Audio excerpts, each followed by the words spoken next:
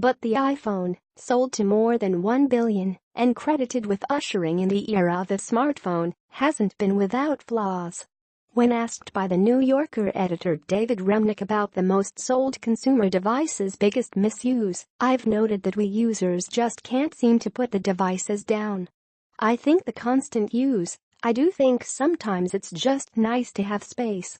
I think we fill space because we can and not because we should.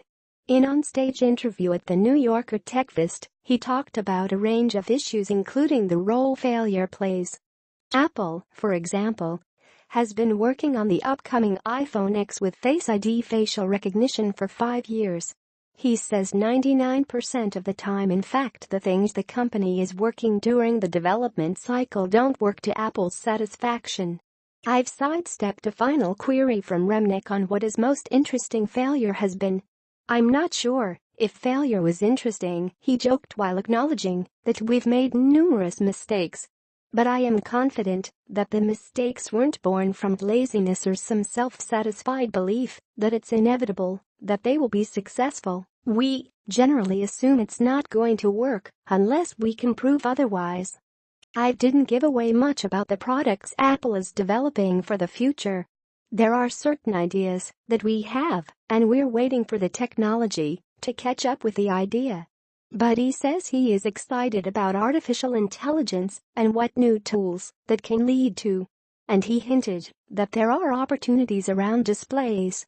I've said a breakthrough moment for him was when Apple co-founder Steve Jobs retook the helm of Apple and shifted the focus toward creative design rather than product sales.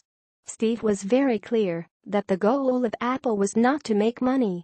And we were very, very disciplined and very clear about how we configured our goals. Ive had joined Apple in 1992, a period of decline for the company, when Jobs was in exile. It was an extremely painful time, Ive recalls. I got to live through a succession of CEOs whose focus was turning the company around, and that mainly meant make more money than we lose.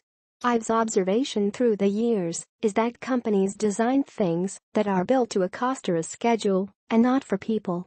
It is hard to articulate, he said, but we as a species sense care in the same way we sense carelessness. He and Apple's CEO became close friends who had lunch together practically every day and who went on holidays together. There's something about the creative process that I still find remarkable. You know, on a Tuesday, there's not an idea, it's just Tuesday. And on Wednesday there's an idea. And it invariably starts as a very tentative and fragile thought. Ive says he had the most wonderful teacher in Steve. I never met anyone with his focus